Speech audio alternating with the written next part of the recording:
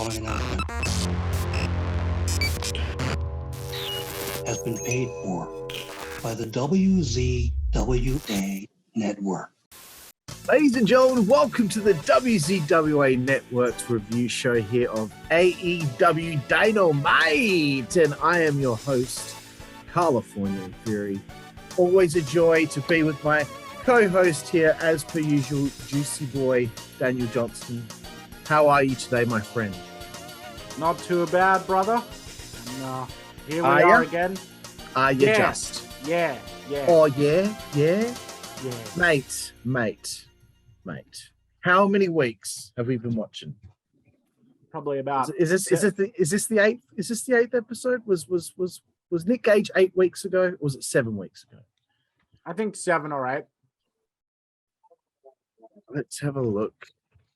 Let's do a little Google search here, DJ, because I want to talk a little bit about this before we really sink our teeth into this Dynamite review.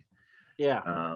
Of course, you know, it's been a few weeks. I just wanted to double check how many exactly when we first started doing this shit. Okay, let's have a look. 21st of July, he made his appearance, so it would be the following week, the 28th of July, right? Mm-hmm. 28th of July. Okay. So it's been about 6-7 weeks, 7 or 8 weeks. I didn't end up finding out how many weeks that had been because my maths is so bad. We got to the pay-per-view. Okay, so that was like 7 weeks of build, right? Getting to All Out. And I kind of wanted to go over this a little bit before we began.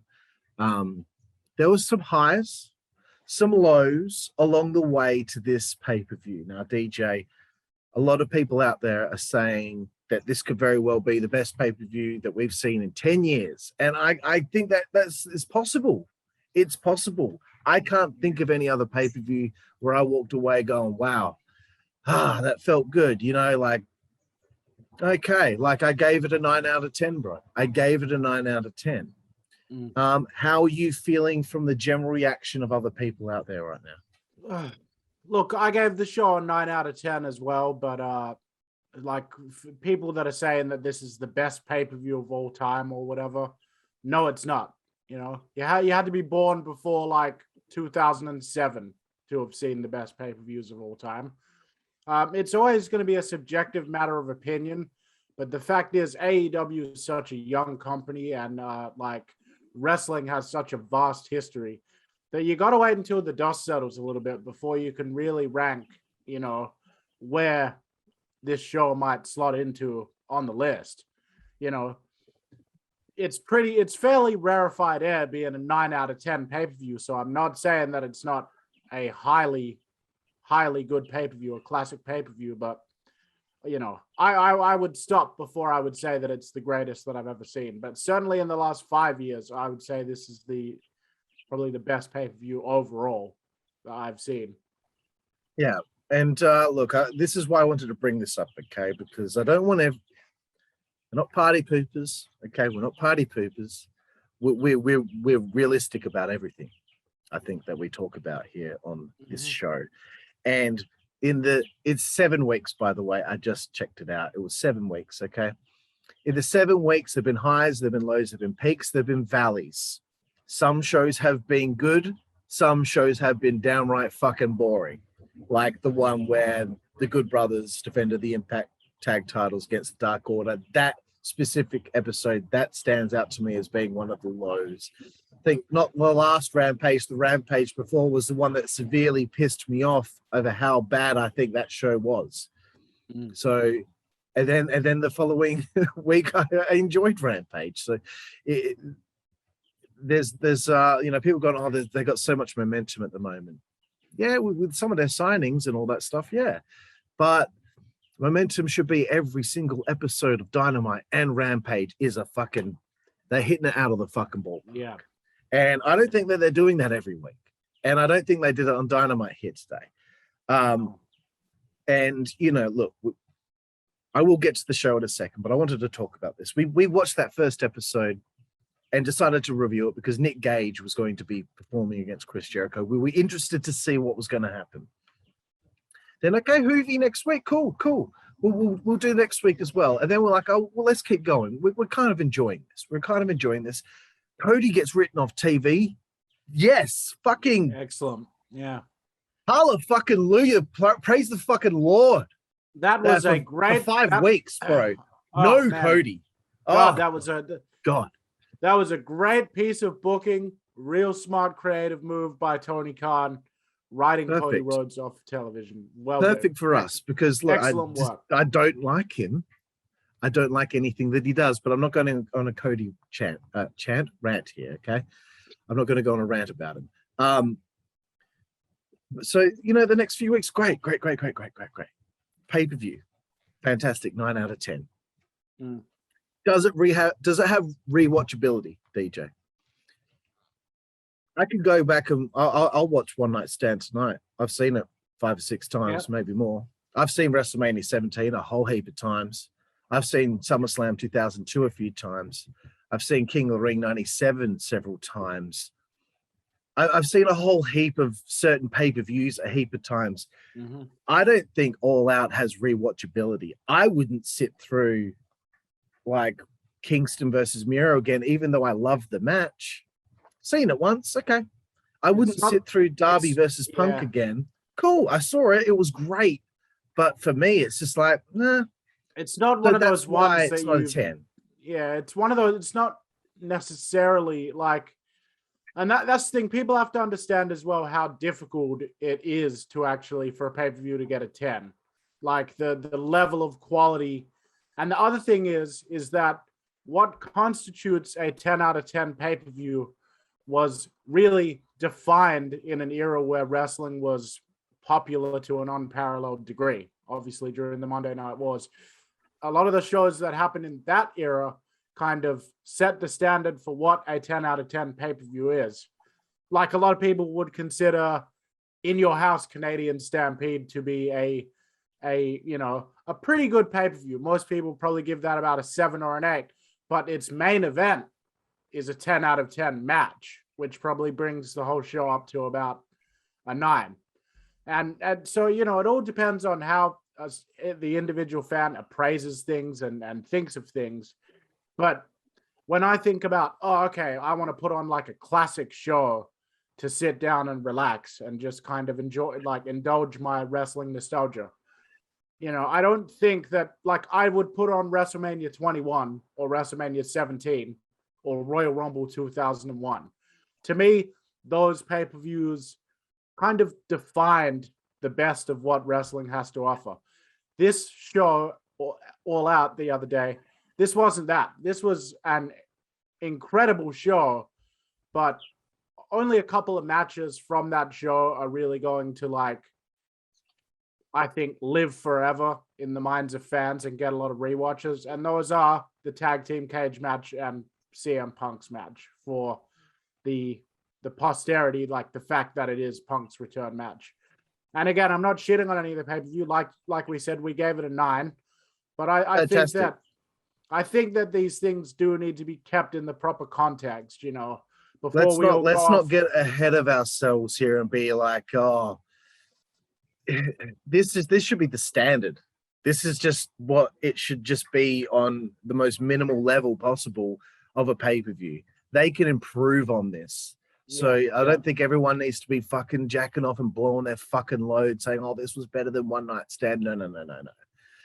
Let's not go that far, okay? That's where the problem comes in with fandom these days, is that you keep on making things out to be so much bigger and better than what they actually are. This should just be the standard, and that's final. I just wanted to gloss over that a little bit before we began this review, DJ. So let's get into it, okay? We start the show off with some highlights from All Out, obviously, and we're getting straight into it. Malakai Black, the natural Dustin Rhodes. Take it away, bro.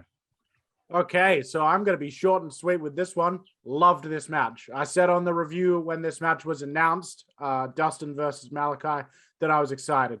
This match was a really nice little old school type match where it was focusing on Dustin's leg. And, you know, Dustin's the wily veteran that's able to hang in there against Malakai because he has more experience. But if it wasn't for Dustin's experience, you got the sense that Malakai still would have been too much for him.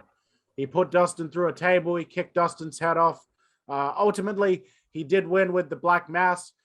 This match would have been a solid B+, but it's going to have to be dropped down to a B- because Malakai Black, wasn't able to connect to the face with the Black Mass kick. He accidentally kind of flubbed it a little and hit Dustin's shoulder. So instead, B- for this match. Great way to start the show.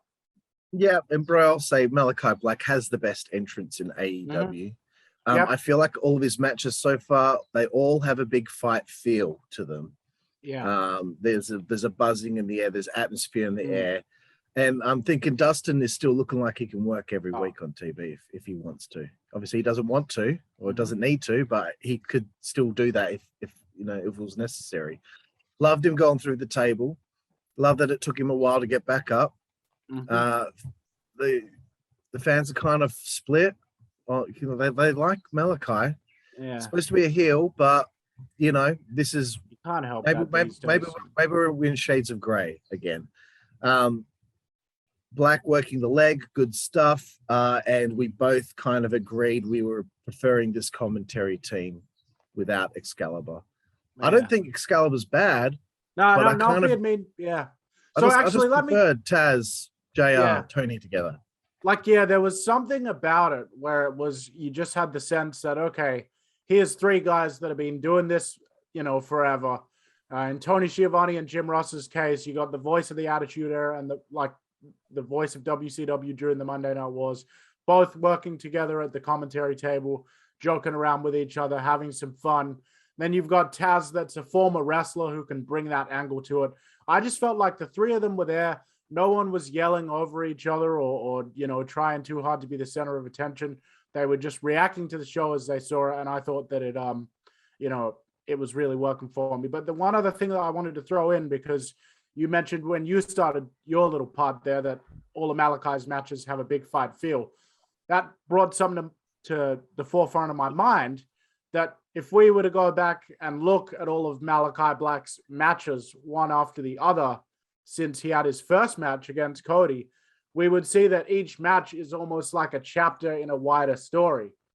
And Malakai Black and, the creative team too, probably, they deserve credit with that, First match with Cody, takes Cody out, uses the boot. Then he had the next match. And then he gets to the one with Brock Anderson, and it's still centered around Arn and Cody and all of that. And then he gets to this one, and he's bringing out the boot. And it's, I really like the fact that with Malakai Black, everything is kind of a part of one cohesive story. Yeah. And I kind of like that Taz was there, because I miss the dynamic of having at least one heel commentator at the table. Tony and JR, that they're beloved. Excalibur is clearly the straight man. I just think it works a little bit better when you have a commentary team where there is a heel involved. I dug again the mind games, bringing out the boot of Cody, which happened to be under the ring. Obviously, Black stuck it there before the match. And it's the mind games that he used with Lee Johnson with the chair. So he's utilizing this with Dustin. And I like that they exposed that turnbuckle early in the match, left it for a little while, so that in your mind you kind of forgot about it until it was time for him to cop that shot. Unfortunately, I think Dustin needed to come out of that turnbuckle shot hunched over a little bit, so Malakai would have the ability to actually hit him in the jaw. We kind of realized then, Dustin's actually pretty tall. Yeah. But cool. you only notice these things in this day and age because obviously wrestlers aren't as big as they used to be. You're used to seeing Goldust against Ahmed Johnson or The Undertaker, etc. But yeah, Black gets the win, and the story is going to be continuing. There's a pre-tape promo from the Lucha Brothers backstage. Well, not backstage, but it was a pre-tape. God, spit it out, Carl. Nothing really to add there. They're just happy to be the tag team champions. Yeah. DJ, this cage match, we all know Uncle Dave said it was one of the greatest cage matches of all time. He said it may have been the best cage match of all time that he's ever seen. I probably wouldn't even put it in the top 25, bro. You know what? This is going to be controversial, and everyone's going to call me a WWE stan for saying it, and you can go ahead.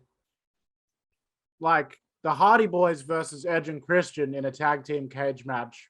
That cage match was better than this tag team cage match. Yeah. You know what I'm saying? I challenge you, anyone right now, go watch the All Out tag team cage match, and then go watch the Hardys versus Edge and Christian tag team cage match. And, come back and lie to me and tell me that the All Out one's better in terms of being like a cohesive story. The All Out cage match was more of a spectacle. Anyway, I feel like it was a spot fest with selling that wasn't there whatsoever, and someone taking a destroyer off the top rope and then being up within 20 seconds. Sorry, that should have been the finish. That destroyer off the top. Yeah. So I just wanted to again get back to that and just let everyone out there know that look, you don't have to listen to Uncle Dave and everything that he believes. It was an incredible stunt fest, very good, but compare it to a whole bunch of other tag team fucking cage matches, and I'm sorry, it just doesn't hit the mark for me. Anyway, I'll stop being a party pooper. Eddie Kingston promo, Miro, back and forth pre-tape promo. Kingston is fly as fuck, bro. I just think he's a cool guy. And I obviously audibly popped when Miro was talking about how he had to ice his balls too.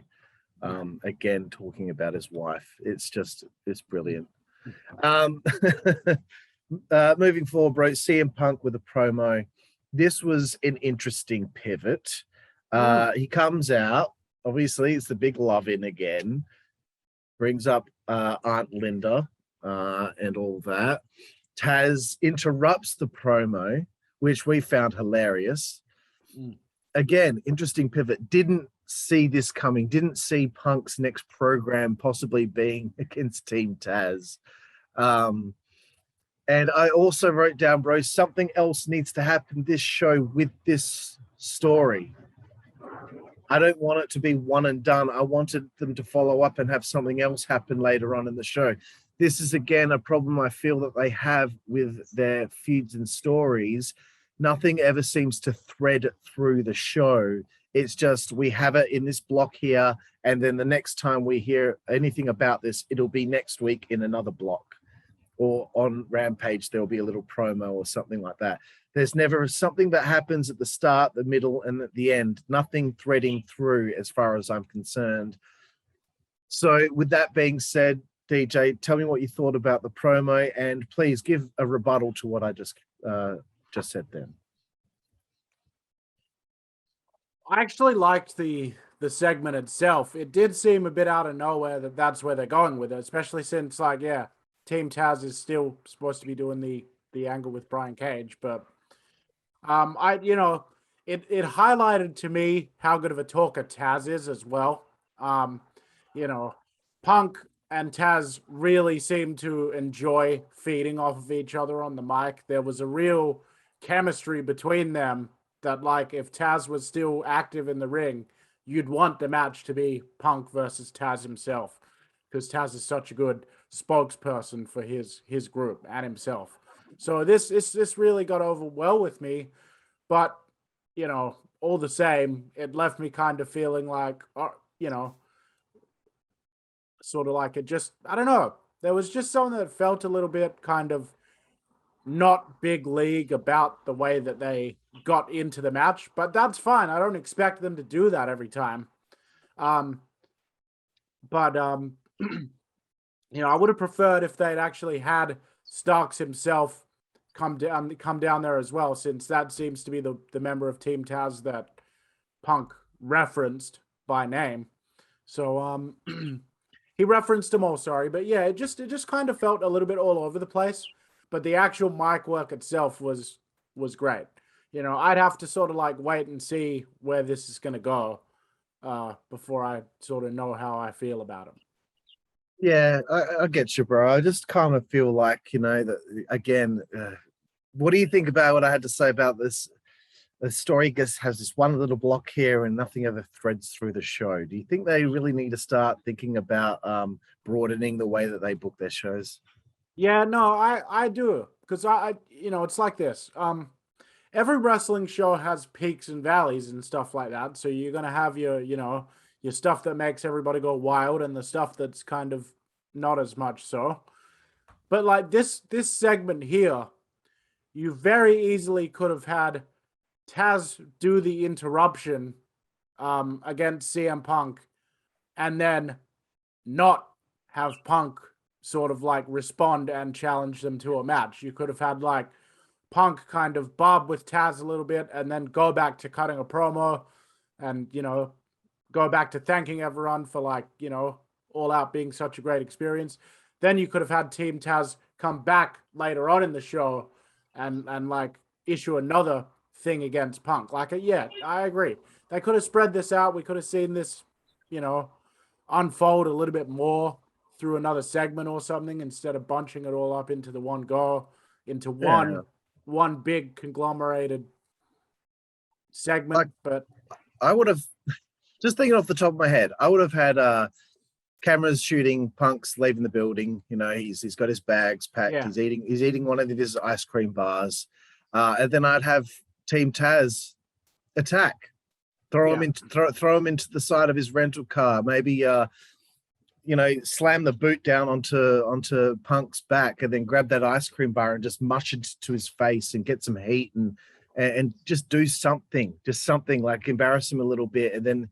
Now we're pumped to see Punk like fucking get back out of next week.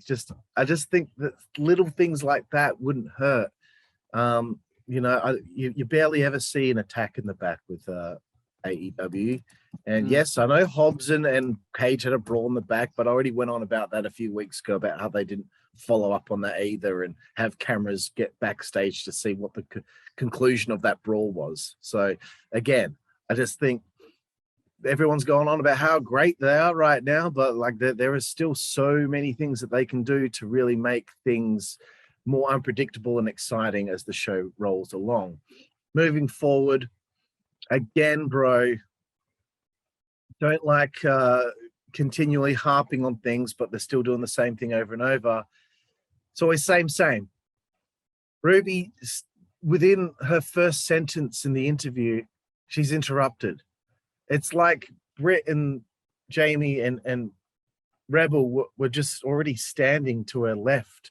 Yeah, which they obviously were, but you're not supposed to let everyone know that, right? Yeah, and it's obvious that they were, because all of a sudden they were right there and they interrupted her within a sentence. And they do this all the time. Someone's in the ring cutting a promo and then they're interrupted.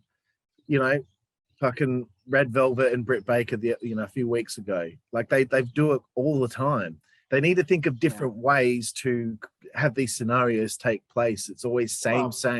It's not only that. I mean, like the convention, the trope of having someone else interrupt a promo, that's obviously been around for a while. WWE really popularized that. But you're supposed to let the person talk and kind of make a few points so that the person interrupting also has something to respond to in addition to interrupting the promo. Because they don't always interrupt just to piss the person off or interrupt them. Sometimes they interrupt to respond directly to them or some other thing like that. By having them just walk straight in, straight away, it's telegraphing the fact that the original person probably never had a promo to, cut in the first place. It's all just been the reason for the promo is so it could be interrupted. It needs to be the opposite way around. Okay, we're going to do a promo. and everyone's used to people actually cutting promos, so that when someone interrupts, it genuinely actually means something. Like, why is this person interrupting? How rude. That's it. Love Britt's attitude as usual. She can do no wrong. Love the catering comment. Fucking brilliant. That's some good shit, bro. That's some good shit. You know, we need more of that kind of like shoot kind of comment peppered through these shows based on reality. What would you say to someone who just came from WWE? What are those things that you would throw in there to get under their skin? Comments like this, I like it. And of course, at the end, when they go DMD, you can see Tony slightly just do the DMD as well. I love that. That's great stuff. But anyway, moving forward, bro. I was laughing because Hobbs has he been in the ring this whole time? There was a commercial break. He comes back, he's still in the ring. Still getting pumped up. I'll let you take this one away, bro. Powerhouse Hobbs taking on Dante Martin. The floor is yours. You know what? I honestly expected to see Powerhouse Hobbs, get the victory in the end and with a few impressive power moves, and then that we'd see a lot of Dante Martin's footwork and springboards and stuff. And we did see that, but it was actually quite a well-worked match, in my opinion. Like, Hobbs continually had to use his power to keep Dante Martin, the faster guy, on the ground. And Dante Martin did a good job of making Hobbs look like an absolute beast. If it wasn't for the fact that he has such a gift for high flying and all that kind of stuff, he wouldn't have had a prayer based on how Will Hobbs was looking in this match.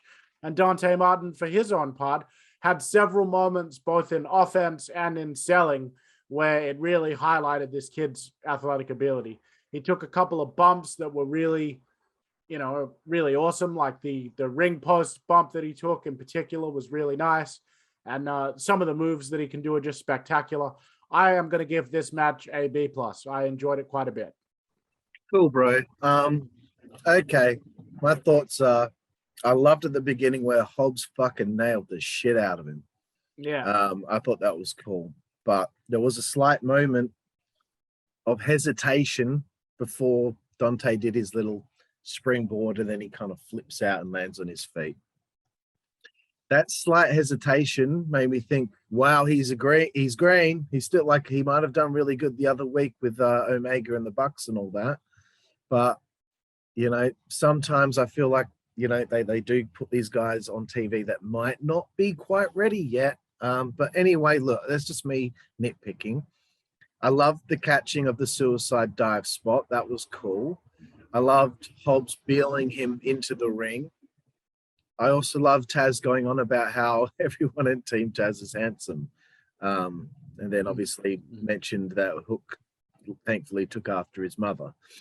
Hook interrupts a dive that Dante Martin's about to do, and that pops me. But then Dante still did the dive, called his bluff, and dove over the top onto Hobbs, and I hated it. I hated it. Why would Hobbs still be there by the time the Hook interruption has been overcome? Yeah. Like, why would he still be standing there? Why not? Why wouldn't you take like 5 steps that way? Yeah. So I hated it. I hated it. That's won. The thing. Yeah, Hobbs won the match. I just thought it was a weird fucking build to the finish. I don't know what was going on there, but the finish just seemed to be just a little bit kind of disjointedly out of nowhere. Not just out of nowhere like an RKO out of nowhere. It was just like all of a sudden, okay, a spine buster, it's over. Hobbs, I don't know if he was wobbly or something had happened where he was a little bit dazed, because I would have expected him to jump right back up and celebrate, but he was still kind of sitting on his hole. So anyway, it was all right. It's good to get Hobbs a win on TV. It's necessary, especially if he's going to be possibly working with Punk going forward. Moving on from there, DJ, Dan Lambert. I like this. He's in a different part of the arena than usual. It's not a pre-tape. He's not in the ring. They're in a different part of the arena, addressing the crowd as usual, and he's building up his team, Ethan Page and Scorpio Sky. Also, I just wanted to mention Ricky Starks in 7 weeks of television has not performed in a match once. I think that's a little bit odd.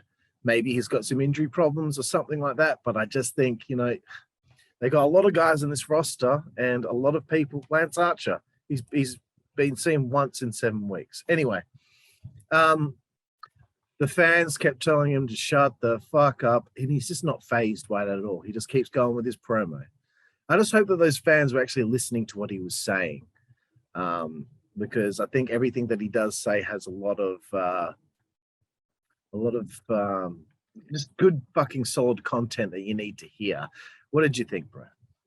Yeah, I do agree that Dan Lambert's promos, some stuff that he says actually has merit, like in terms of probably being a fairly accurate depiction of what's going on, at least one perspective of it. But yeah, Dan Lambert continues to nail it with his promos. He's definitely feeding into that, the culture, like the set of fans that don't like AEW. That is the kind of rhetoric that he is imitating in these promos.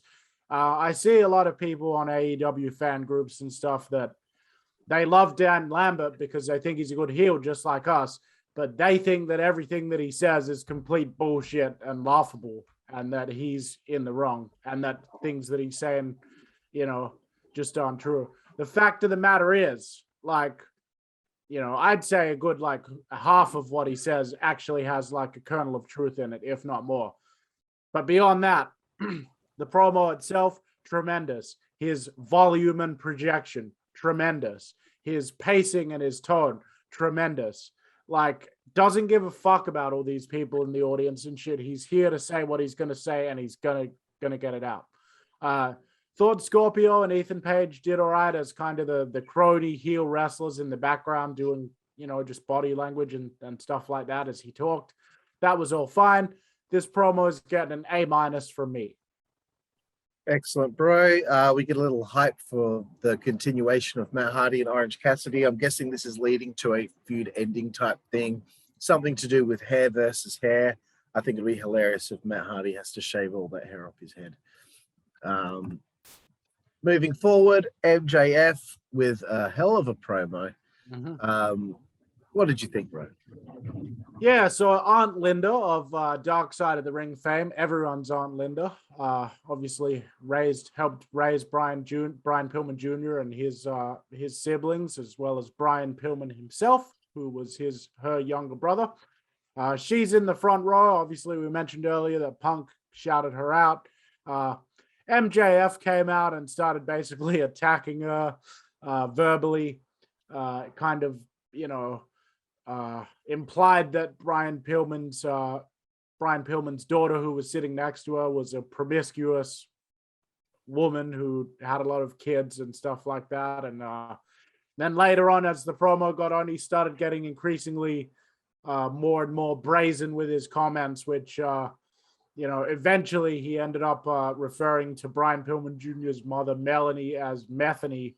And that's when things really hit a fever pitch. And the confrontation between MJF and Brian Pillman Jr., who had come down to the ring by this stage, finally ignited. The promo itself was fantastic. The aftermath of the promo, not so much. First of all, the decision to also add in MJF taking this shot at Wardlow and saying, "Oh, why didn't you just go stand there in the corner?" Not the right time to also be referencing the growing dissension between them, because it takes the focus away from the very, very serious and insulting comments that MJF just made about Brian Pillman Jr.'s family members right in front of him. So in this context, that should be the sole issue of this segment, because it's such a serious, personal thing to say. And so to take some attention away from that by shifting to Wardlow is ridiculous. And from a kayfabe point of view, MJF should not feel comfortable making those comments and asking his bodyguard to stand down. Also, Brian Pillman Jr. did not react harshly enough to this, I don't think. MJF had already started making some pretty severe comments by the time Pillman actually walked out. and he walks out smiling and stuff like that. And then he spent more time defending the city of Cincinnati than he spent defending the comments made about Aunt Linda and stuff like that. Which is a long-winded way of saying, basically, I feel like the money of an angle between these two were in those personal family comments that MJF was making. And I didn't feel like this segment or any of the people in it felt like that was the driving factor in this segment, the way that they were performing it. Like, that is the money issue. That is what people are going to want to see.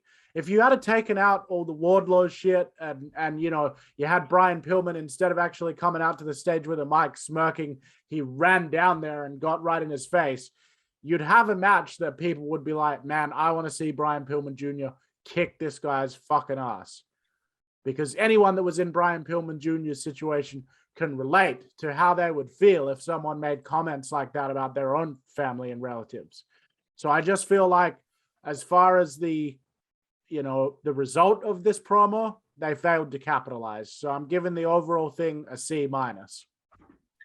Yeah, I think they do this thing like MJF's coming up next. I think they shouldn't have advertised it. They should just have him just come out and not be on the format, and have JR and Tony be like, oh, okay, MJF's coming out here. This isn't on my format. Yeah. He comes out, calls it Cincinnati, just kills the city as much as he can. Then he targets, Pillman's daughter, Junior's sister, which obviously instigates Junior coming out. Yes, I loved the Metheny comment. I wrote, this is great. This is harsh. This is attitude error. I'm liking it. The brawl at the beginning was, and yes, you're right about Wardlow, bro. Not the right time. The brawl at I was digging it. I was digging it. Griff comes out, he gets laid out, and then he gets punched with the ring.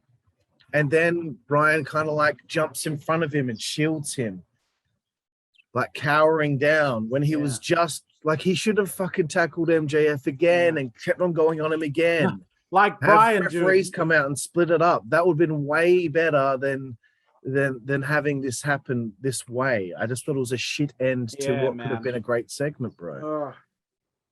So this is obviously it made Brian Jr. look weak. Like, I don't even think that I'm totally finished commenting on it. Because it actually kind of pisses me off even more thinking about it now. It made Brian Jr. look weak. You just watched one of the people that helped raise you in your very troubled childhood be eviscerated by this fucking cunt MJF. And instead, he was booked to fucking end up in a submissive position to MJF. Like, he was begging off MJF. Nothing should have been able to stop Brian Pillman Jr. from trying to rip MJF apart. He should have been seeing red. There should have been refs and all kinds of people. Like, you can have Griff Garrison come out to get beaten up as well and build the heat even more. But then you should have had, like, Brian Pillman Jr. going off, MJF actually struggling to keep, Wardlow struggling to keep this much smaller guy back because he's so enraged. Then you should have had people like Jungle Boy. Should have had people like Julia Hart. You could have even had, like, if not Tony, then like Jamie Noble or one of the other officials, a mentor type person. You have people from backstage come back to break this whole thing up. And then you want to have these people going like, Brian, calm down. Calm down, Brian. Like, you want to make it seem almost like MJF has completely gone off script and he's just saying all this real personal shit. And it's really making Brian Pillman Jr. upset. And then everyone's having to be like, Brian, calm down. Calm down, Brian. It's all right. And he's going like, no, fuck that. And trying to get back at him. That is the kind of energy that this thing needed. All right. Now I'm finally done. Please learn from this AEW, because this was the biggest missed opportunity in several weeks so far. He should have seen red. He should have seen red, and nothing should have stopped him from continually going after him. Unless there was a whole heap of people separating them. This should have been pandemonium, dude. This should have been like, holy fuck, like, how is it that we can't fucking slow down or stop or calm down a guy of the size of Brian Pillman Jr.? That should have made what his size is not even matter. He should have been seen as 7 foot tall by the end of that segment. Mm-hmm. After this, we get Moxley and Suzuki hype, followed by Jamie Hayter versus Ruby Soho for the women's designated 10 minutes every Dynamite. I dare them to have 2 women's matches on one show. I dare them to really have there be more than one pre-existing issue in the division at a time be represented on Dynamite. They're just, again, like they think that they're doing right by, different areas of the wrestling business. They're not doing right by the women. I've said it for 7 weeks now. There was a good spine buster early on in the match. And I thought the reversal of the electric chair was interesting, but I also felt like the match feels like it has no heat for some reason. Crowd were kind of sitting on their hands. I guess it's, again, that whole thing. They're not implementing the time necessary for the women every week so that the fans are emotionally invested. Yes, DJ. Like, once again, man, I'm actually kind of getting hot for this, about this episode. I'm winding you up on it. All right, yeah, you are, man. You're getting me. Okay. Jamie Hayter is not yet over enough to be an interesting opponent for the first in-ring performance of your newly acquired, newly minted big female acquisition, who is, everybody loves Ruby Riott because she always seems like she comes across like such a, a nice person outside of wrestling. And, she's got a great look and a great style and the punk style. And I think that really appeals to people. It was a terrible choice making Jamie Hayter the first opponent. Like, you really needed, okay, she just got confronted by Britt Baker and stuff. Really, she should have been facing Rebel instead, because at least Rebel's a bit more established. Then it would have subconsciously told the audience in the crowd that this match is a bit more important. Because what they've done is they've stuck this new talent, fucking Ruby Soho, and they've stuck her in there against Jamie Hayter, and Jamie Hayter's starting to impress us and win us over a little bit in the last couple of weeks. However, I don't think that status-wise she's in the right position yet to be the opponent in this match. I even think it would have been better to have Ruby's first match be against somebody like Superbad Penelope Ford or the Bunny, because I know that even though they've got their own issue going on, that would have been a way to kind of establish that Ruby's going to mix it up with everyone in the women's division, and it would have been a more prominent opponent, and I think the crowd would have responded better to that. Yeah, well, I mean, and you could have crisscrossed both of the feuds at the same time, making it look like there's more than one pre-existing issue that's worthy of time on the show. So yeah, alluding to what you just said, Jamie Hayter was brought in by Britt Baker to be her insurance policy, the problem solver for her, and Chris Statlander beat her and Rebel in a handicap match on Rampage last week, and now Hayter's lost to Ruby Soho. So she's not been established whatsoever. She should have been getting at least 2-3 solid squash victories on a show like Dynamite. No, not Dark. No, not Elevation. Not everybody watches the YouTube shows, so don't reference that shit if you want to say anything in the comments. If she is the insurance policy, then this should be a brick wall to get through. I'm kind of seeing the same thing happen with Wardlow. Anytime it's his time to step up and be that brick wall to stop you from getting to the person that they're trying to get to, and they're faltering every time, then you are completely taking the balls away from them. You are completely taking away what their role is supposed to be. Yes, sometimes they are supposed to slip on a banana peel and lose, but not every fucking time when, it's time to fucking, I can't think of a fucking analogy to say, but when it's time for the cards to be dealt, or whatever way you want to say it, it seems like that people in these positions aren't able to get the job done, not even once. And they should be able to get the job done at least a couple of times to establish themselves in that role. Anyway, after the match, Britt Baker attacks. It's almost like Britt is more of the threat over her own insurance policy, because she's always the one that's getting the heat and the beat down. And then DJ, not to get you hot again, but Riho out of fucking nowhere, for whatever reason, she's the person who I haven't seen any connection with her and Ruby. I haven't seen a connection with her and the three women here in this on the hillside in this match. Why would she run out for no fucking reason to make the save? Yes, she copped a fucking clothesline and ate shit there, but still, why? And I'll get to that in a minute. Makes no sense. There's no reason for it. Statlander, good. She comes out. She's got an equalizer. She's got a chair, which makes the three girls powder and get to the outside and fuck off.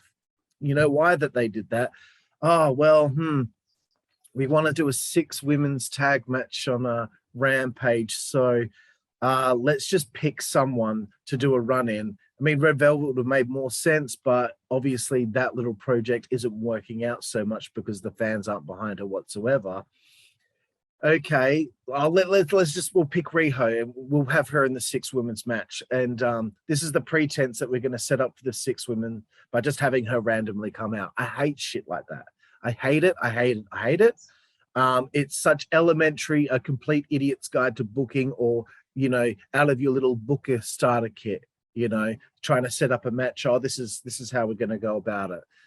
That's not the way to come up with any pretense to a future matchup as far as I'm concerned. It just comes across very Bush League as far as I'm concerned. Thank you very much. DJ, do you have anything else to add? About the, not really. Look, it just illustrates another problem, and you've covered it pretty well there. Every single angle that happens on this show does not need to either be an interrupted promo or some kind of situation where somebody's being rescued.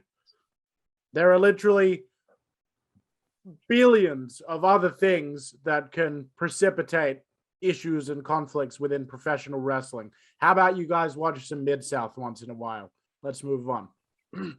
Yeah, how about like a little, like, again, I always talk about how they could do 10 seconds here, 15 seconds there, 20 seconds there backstage, and take, you know, just a little bit of time out of something else on the show. Mm-hmm. Have the 3 girls, you know, earlier in the show, like, fucking say something to Riho. I don't know, like, make fun of her outfit or something like that. Be bullies. That at least gives pretense to her running out. Thank you. Fuck. Starks' feud with Cage gets another video. I mean, fuck it. He hasn't wrestled on TV in 7 weeks, and I don't know before that, even if he was on the show before that, so it might be even longer. But again, Cage isn't on the show. This is all this feud is getting. It's just fucking video after video after video and one match with fucking Powerhouse Hobbs. That's it. And with the marching band and all that shit. I mean, come on, man. Like give them fucking something. Yeah, I don't mean to fucking pick it apart, bro, but continue. Well, it's the thing is, though, like, I know why you keep bringing it up. It's because Starks and Brian Cage both have potential and a future in AEW, especially Ricky Starks right now, but Brian Cage in the future as well could also get to that same point, because look at his look and look what he can do. And they're not doing anything with him. Yet they bring them out every so often, and we're expected to think that this is a hot personal issue. Like I said, the previous several times we've talked about this feud, you can't recapture a moment in time. You need to make things happen. Like, now is the episode of Dynamite. Now something needs to happen. You can't just rely on videos for 20 weeks in a row because you've got all these other people you want to find time for on your show. You've got to start working out, okay, who are we focusing and highlighting right now? Who are we rotating out of the show? Who's getting slowly rotated back in? And there has to be more thought put into that. Otherwise, 5 years from now, you're going to have people that are making snide little backhanded tweets about how they're stuck backstage in AEW's catering because they're not getting used. They need to start. They don't have to stuff everyone into every show. They don't have to use everyone every show. But like, if you're going to reference the Ricky Starks, Brian Cage angle, for example, 1 week, and then you're not going to reference it again for another 2 weeks, then you need to fucking have Starks and Brian Cage do something big and memorable And preferably, you need to have a kayfabe reason why we're probably not going to see him for 2 weeks. Even if in Starks' case, all he has to say is like, oh, I haven't shown up for 2 weeks just because I didn't freaking feel like it because he's a heel, you know. But it needs to still, if you're going to wait several weeks before you bring it back up again, you have to do something big and memorable. And then you have to keep actually having actual things happen, like real promos, real you need events. content Exactly. for the feud. We can't keep hanging our hat on the fact that Starks beat him for the FTW title like 2 months ago. Like, and they had a thing with the marching band like a week after, and then fucking 4 weeks after that, he wrestled Hobbs on Dynamite. That's it. Where's Brian Cage tonight? Where was he? Where was he? Why didn't they have a beat down on Dante Martin afterward and have Cage at least make the save or something like that? Have him get on the mic pissed off that Stark smacked him in the head with the title belt last week. Have him do something. I don't want to see a fucking video again about this fucking feud. Do something. Because I mean that's like, it's frustrating, bro. It's frustrating because they have the potential to be such an amazing product. But like, I don't think that the powers that be in AEW really understand how fast time moves in professional wrestling. Like, something that happened 2 or 3 months ago that's ancient history, man. Like WrestleMania from earlier this year, that's ancient history. All the talk on WrestleMania is already about the next WrestleMania. This title change with the FTW title occurred 2 months ago. Well, guess what? A lot's happened in those 2 months. Punk's here. Bryan's here. All these signings are here. Things are happening. Momentum is shifting. Do you really think that all the fans are like keeping that up to date, that they fucking remember that, and that's still carrying heat with them several weeks later? You need to, if you want to have this feud not die, you need to do something to keep it alive. That's it, man. It's just, and again, I don't mean to like fucking tear the show apart. And I'm sure to a lot of people out there, this simple kind of wrestling show is good for them. And this is perfect. This is all they need. They don't need it overcomplicated. No, we don't want the male soap opera. I want the fucking male soap opera, bro. I want that. I want it to be fucking nuts from start to end. I want to be on the edge of my seat at every fucking turn.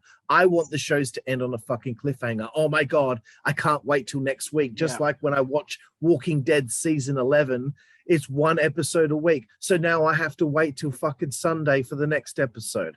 And when the episode's ending, I'm like, fuck, damn it, I have to wait another week. That's how I felt about Raw in 1999-2000. When I saw that little logo pop up in the corner where it said all rights reserved, just as they're going off the air, you'd be like, no, I have to wait until fucking Sunday Night Heat in a few fucking days. You'd be pumped for fucking Sunday Night Heat.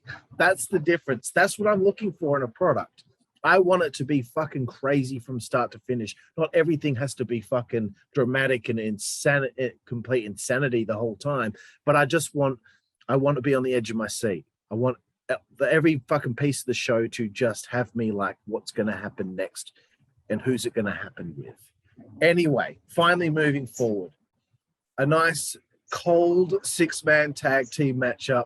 The Pinnacle, finally, for the first time in 7 weeks of watching this, DJ, we see them all together. Interesting that you see the Elite together every fucking week in backstage stuff in the ring, but the Pinnacle been fucking apart all, this whole time. FTR have been doing their thing. Sean Spears had his little thing with Guevara, MJF and Jericho. Wardlow showed up a couple times. You never see the group together. I've gone on about that heaps. But anyway, 6-man tag. This is about the Dark Order. What did you think? This wasn't that great. This is getting a D- from me. I didn't even know that the Pinnacle was still a group. And I don't mind I don't mind the Dark Order overall, but Evil Uno has to go. And I'm not saying that in a heel way, like I want him to lead the charge against the face members of the Dark Order. I want him gone. I want him not on the TV right now. So they need to think of something drastic to change him up, because I can't stand it. I'm not really that interested in the feud. I barely knew that the Pinnacle were even still a faction, and Sean Spears is like a piece of cardboard as far as I'm concerned. And yeah, D-, not very good at all. That's pretty much all I've got to say about it. Yeah, I don't care too much for the Dark Order story. You know, without Brody Lee there, I just feel like the point of the group is now pointless. And I think they're probably realizing that, and they're trying to think of a way to split this thing up now. And I know that there were rumors earlier in the year that AEW might be considering adding another championship. And the rumors were that it might be a 6-man tag title. Please don't do that. Oh, I don't want that. God. I really don't want that. I saw this 6-man tag here and I'm like, I hope they're not like still thinking about that. They get the win. Wardlow should be wearing a Pinnacle shirt. Okay. The other 3 are wrestling. Cool. Tully's got his jacket on. Cool. But if you have shirts, I want to see the shirt. Make people want to buy the shirt. So the point of this was to get the Pinnacle a win and to show the dissension with the Dark Order. Out come the ladies. They're going to try and sort this issue out with the group. But, you know, I think they're probably done. And I really hope this doesn't lead to like Bray Wyatt coming in to take over the group, because I think he should do something completely different than that. Yeah. So then we get, you know, I don't know if I don't think I'm getting this all mixed up, but I think this would have happened next. Ty Conti, Anna Jay start talking in a pre-tape promo, talking about Penelope and the Bunny. Then the Bunny and Penelope start talking. Then Jade Cargill talks about how, you know, you can't trust anyone in AEW. And then Nyla Rose pops in saying how she was so dominant. And then Thunder Rosa pops in saying how it broke her heart that, you know, she was so close to getting the win there, but couldn't do it, etc., etc. So this is what they've given the women on the show. Aside from the Britt Baker story, this is what they've given them, is like a fucking 40-second spot where they just quickly update everyone on how they're feeling. Some people might like it. I'd like that content being used by actually having them on the show and presenting these issues physically or just out there doing something content-wise. Words are good, but if they don't follow up on this next week with some crazy shenanigans with all the women and start building their own individual stories, then it's going to be very quickly that we're not going to give a fuck. Any thoughts, bro? I remember an old type of wrestling segment that they don't really do that much at all these days, and they didn't even really do it often back then. But if you have several people involved in an issue like you do with these 4 or 5 women, you could have had almost like a press conference type setting, and it could have been a pre-taped. Like earlier in the day, we sat down for like the media scrums that they do, and you have all the women there, and then you have a moderator in the middle, whether that be Tony Schiavone or whether that be somebody else. And then they can say all the things that they said in this package and possibly get physical. The cameras can like pick them up, giving looks to each other and stuff. And right there, that's a way to kind of get all of them onto the show in a meaningful way and progress the story forward without having to resort to these little pre-tapes. The pre-tape in a vacuum, I did not mind it. I would not mind seeing more of that stuff, but it still isn't going to make up for the lack of women's segments on the show. Yeah. Following that, Tully is having an interview, which was a nice change of pace. Good to see him get some mic time. All of a sudden now he's bringing up Darby Allin and Sting. No pretense to it. It's okay sometimes. It's a little out of the blue. Obviously, they're trying to lead to some sort of story between Darby and the Pinnacle, with Sting obviously involved as well. You know, it might be a good time to bring in Flair for something like this, to have him somewhat involved. I don't know. What did you think? They've announced, you know, he's laid down the challenge for Darby to face Sean Spears. Yeah, look, I don't really give a shit about seeing this match. It's super obvious that Darby's just going to win. The Tully promo itself, Tully's always been a good promo. I love the fact that right at the end, he referenced that, you know, he thinks it's going to end up being like one final match between him and Sting. And the crowd popped for it. So I think the crowd wants to see this. And you know what? I would totally be okay with seeing this in AEW. And all the fans, you know, can bitch and say that they'd be giving attention to the older guys and stuff like that. It doesn't matter. A match between those two would be a draw. A match between Darby Allin and fucking Sean Spears is just meh for me. But again, that's my opinion. I know that you don't mind Sean Spears as much, you know, like, so I'm sure it'll be a good match in ring, but it doesn't really do much for me personally as a fan. Dude, if he can get Peyton Royce to fall in love with him, there's got to be something to the guy. Okay. I've got no problem with Sean Spears. But yeah, they have this match, bro. Spears needs to win. Yeah. Okay, he already lost to Tiny fucking Guevara a few weeks ago. He needs to beat somebody of note. He can't just keep being the guy that is the first step, you know, towards fighting everyone else. He needs to get the win somehow. I don't like these foregone conclusions. I want to think that everyone at any time has a possibility of winning a match. So we'll see where this goes. I'm interested in seeing Tully and Sting face to face. That should be interesting. Following this is probably the part of the show I hated the most. And I've already hated a lot of things. Sammy Guevara comes out with signs like it's, you know, the scene in Love Actually with the dude, I can't remember his name, but he plays the lead role of The Walking Dead, where he throws the sign and everyone's reading the next thing. And I'm just writing Guevara with the bullshit with the signs from Love Actually. This is shit. And then he's talking about Fuego, and I'm like, no one cares about Fuego. Like, they haven't given us a reason to give a shit about him. Wow, cool. He got his contract even though he lost a match to Miro.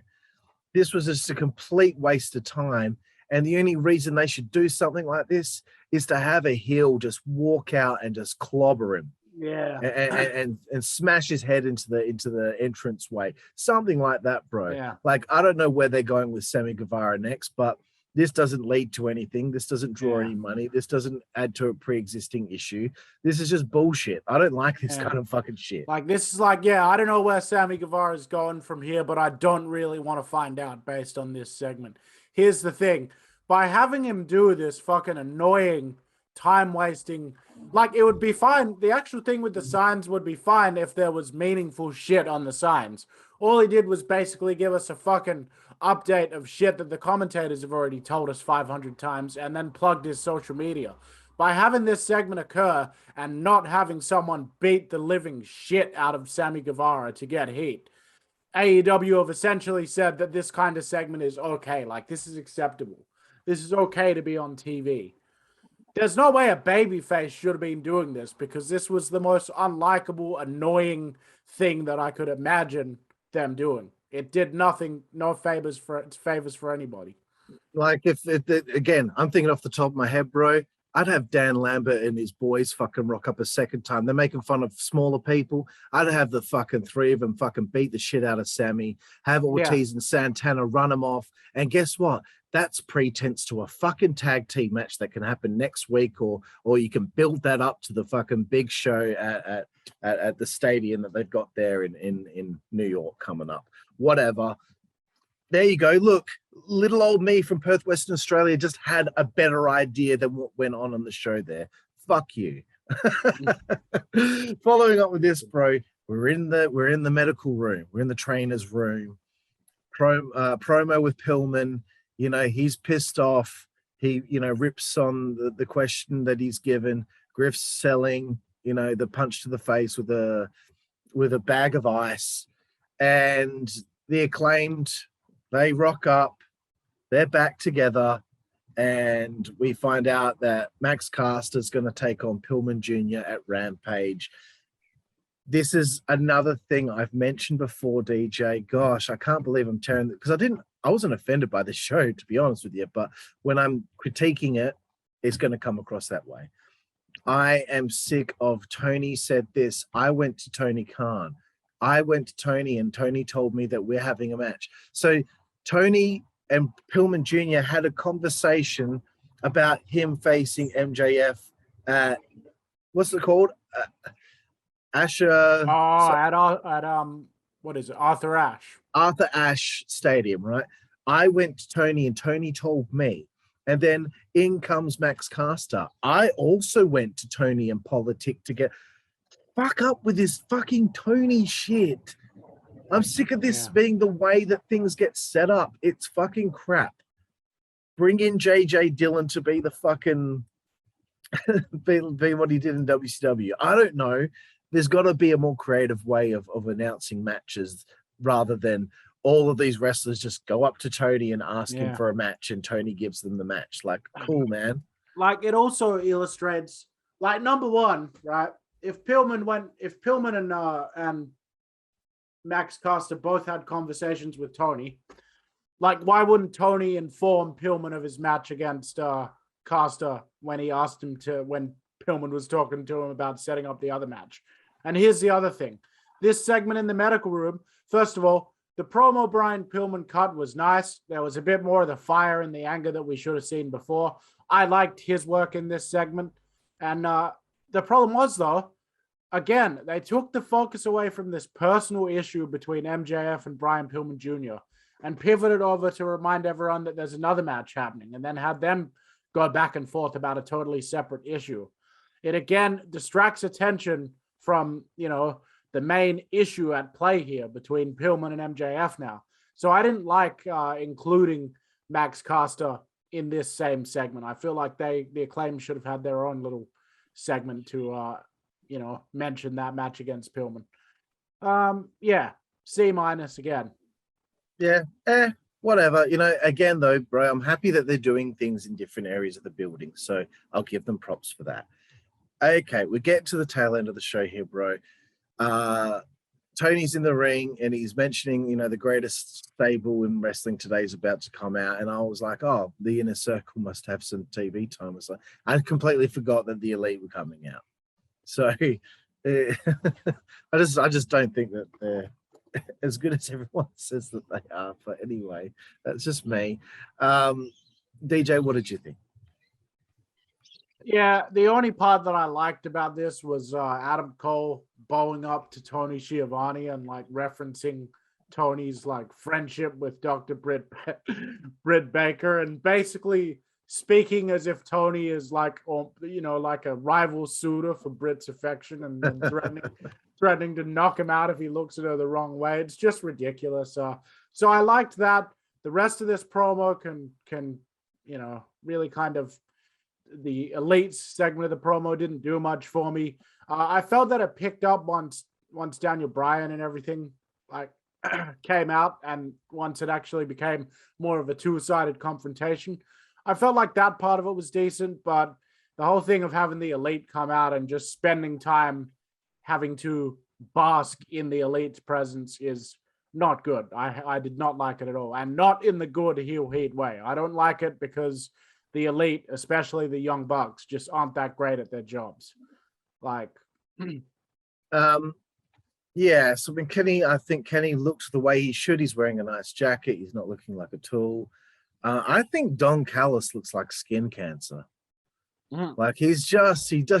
I think the tan just makes it look like, you know, bro, get out of the sun. I know it's from a tanning bed or whatever. But I just don't think it looks too healthy at times. But Adam Cole, yes, comes out. Love the bit with Schiavone. Love that he called him a nerd. I thought that popped me. I wanted him to cut a hell of a promo, and I wanted him to shoot on WWE. I wanted him to, you know, when the NWO had a new member come in and they cut that first promo, they would talk shit, you know, cut them down. And all it does is make, you know, your side look better. And, you know, are they going to respond? Probably not.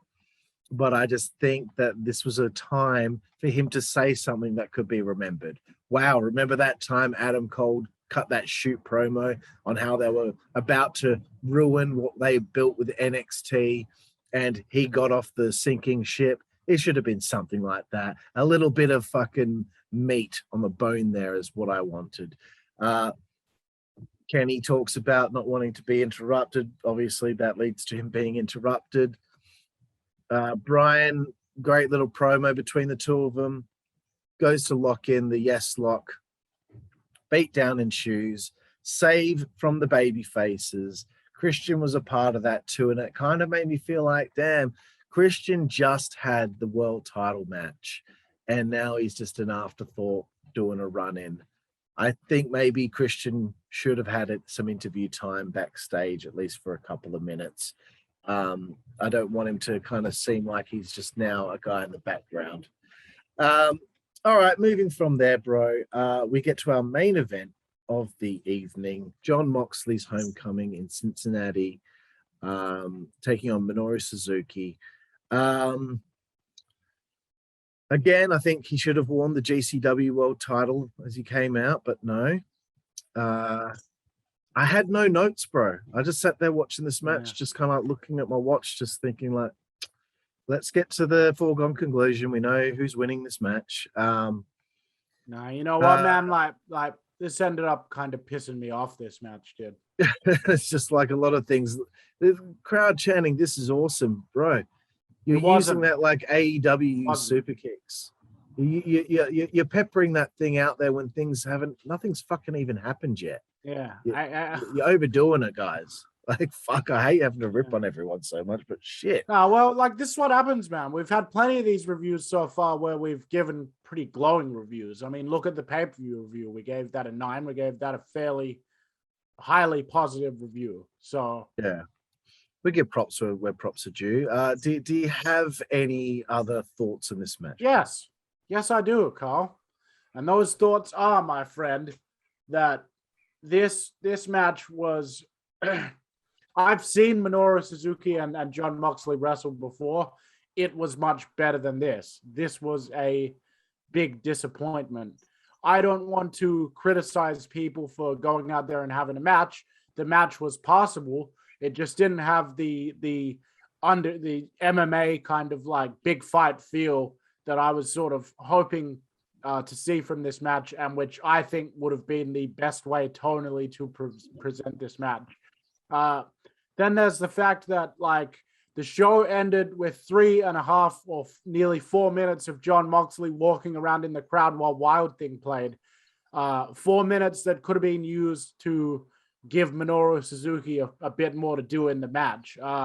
He did his strikes, he did his headbutts, he did a couple of submissions, but he basically didn't really hit tons of offense. It was just a lot of the two of them standing there exchanging forearms and headbutts and stuff.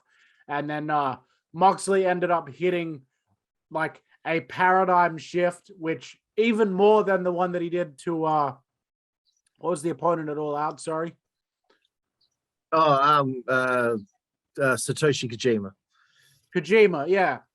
So the paradigm shift that he delivered to Kojima at All Out was more like a double arm suplex. Kojima's head did not touch the ground. I think if a wrestler doesn't know how to take that spike DDT bump or that brainbuster type bump where it looks like they're landing on their head, just give them a normal freaking paradigm shift then without the lift. This one that he did to Minoru Suzuki, which by the way he won the match with, ended up looking like a stalling double arm suplex. It was just a clean, perfectly executed double arm suplex. You were even saying that was a butterfly suplex there. And then he fucking pinned him as you were saying that. You know, it just looked terrible. This match is getting an F from me. I didn't like it at all. No, I'm serious. I think that this was a disservice. I feel bad for Minoru. How fuck does this get an F? You know, to bring Minoru Suzuki in all the way from Japan and then book the match that way and think that the fans that are watching on TV are happy to just watch Moxley like slowly walk around the audience like he's a drunk redneck for the last 3 minutes of the show just because they happen to be in Cincinnati, which is his hometown. Not a fan. Not a fan of it. This did not work at all. Bro, I looked at the clock. There was like, it had to be like 3.5 minutes left. And I'm like, okay. They're going to make up for this main event being like whatever it was. Like it was kind of boring and it didn't really do anything for me. I'm like, okay, 3 minutes, that we're going to forget about that because we're going to end this show on a cliffhanger. There's no doubt about it. They learned last night end the show on a cliffhanger. Okay, here we go. Here we go. Who's going to come out and attack Moxley? What's his next feud going to be? What's his next story going to be? I'm waiting. And I'm telling you, bro, they still got 2.5 minutes. And you're like, no, they're not doing anything. Trust me. No, bro, there's still 2.5 minutes. That's plenty of time for someone to come out. Nick Gage, maybe, because Nick Gage wants his GCW title, and John Moxley told him at GCW, you know where to find me. Okay? Maybe this might piss people off or whatever. Maybe people be like, oh, come on, Carl, we don't want Nick, but yes, we do want Nick Gage back. You know why? Because he's the reason I started watching in the first place. Okay? He piqued my interest, and it'll pique my interest again if he were to come out and fucking lay John Moxley out. Mm-hmm. And then maybe if he had the GCW title, maybe Nick Gage would fucking grab it and steal it and walk out the building with it. You know? Okay, that's just one idea. I don't know who he's working with next. I don't know if at Full Gear he's hoping for that Tanahashi match. But how far and how deep are we going to this Moxley versus Japan thing? Because at some point he's going to have to lose to one of them. They can't just keep bringing New Japan guys over to lose. He's going to have to lose to someone. I don't know where this is going. I don't know where the money is in this. So that's just my point of view. This show should have ended on a cliffhanger. Someone should have laid out Moxley. It should have been a big moment. And it's like, oh my God, we're going off the air. You'll find out the fallout of this at Rampage on Friday. That's all that they needed to do. Something. I don't know what their plans are, but if they do have plans, then I think that the first fucking crumb of content should have come at the end of this matchup, because just sitting there watching 3 minutes of him walk around the crowd was like, you're waiting for something to happen, then it doesn't happen, so you end up feeling deflated at the end of the show. Yeah, I'm closing my notes. I don't want to look at them anymore, bro. BJ, we had such a height of the pay-per-view, a few days ago. And now we get this for the follow-up show. Did we have higher expectations? Is it on us, bro? Because the pay-per-view was so good, was our expectations too high? That's why we kind of tore a lot of this show apart. Is it on us, bro? No, I don't think so. Now that you have these talents here, it's time to start picking up the game. The standard should be expected to be a little bit higher from this point forward. I just don't understand, why so many segments have to be done half-assed, or done tongue-in-cheek, or done as throwaways, or something gets done but then it's not referenced for several weeks. That all has what can be a negative impact on the show if it all coalesces in the wrong way. And the way that this particular episode was booked, it was just too much of the negatives of AEW and not enough of the positives, at least from our perspective. Yeah. Okay. Give us your rating out of 10. 3. I'm going to give it a 2. I'm giving it a 2. Just, all right. I feel like my time was wasted a little bit. Yeah, you know what? Yeah. Few highlights here and there, but I want the whole show to be looking. Yeah, I was looking forward to this episode ending. I was like, I'm over this. Because I just felt like it was that flat for me. Yeah. Sorry, DJ. I hope we can improve our mood as the rest of our evening comes along. I want to thank you for your time. And again, of course, tell everyone where they can find you. I hope this is working. Are you getting people following you? Definitely not on Twitter, but I get slow growth on all of my other social media. Okay, but anyway, you can follow me on Twitch at Jooseyboy, on YouTube, subscribe Jooseyboy, on Twitter at Jooseyboy. That's JOOSEYBOY. Jooseyboy, all one word. And I just want to say again quickly before I sign off, for everyone that thinks that I'm being too harsh on the show, start your own podcast and respond to me if that's what you want. I am going to continue giving credit where credit is due, and I always go into every AEW show wanting to like everything that I see. So now I'm in a crap mood because I've just had to shit on the whole show because it was a waste of my time. So, yeah. Yeah. Again, you're right on the money there, bro. We are looking to like this. We want to be like, you know what? I'm all elite, but it's just not happening. I'll never say that though. Like, no matter how much of a fan I become, I'll never say that I'm all elite. Yeah. And you can find me in Karlifornia, WZWA on Twitter. That's KarliforniaWZWA. Please find us on Twitch, twitch.tv/WZWA Network. You can find us on Instagram, TikTok, Facebook, Twitter, WZWA Network, and you're already here on YouTube. And if you haven't subscribed and you're watching this, just click that button. Just got to click that button. Yeah, and just we'll be happy. just give it a little, just right there. You know, just boom, just give it a little, little touch, little tap, you know, tap, give it a little like a whew, and it's done, and you've tapped it. You know, that's it. Thanks, Juicy Boy. No worries, mate. And thank you all out there for watching the AEW Dynamite review here on the WZWA Network. And we will see you next time. We will see you down the road. Thank you. See you down the road, guys. Bye. See you down the road, guys. Bye.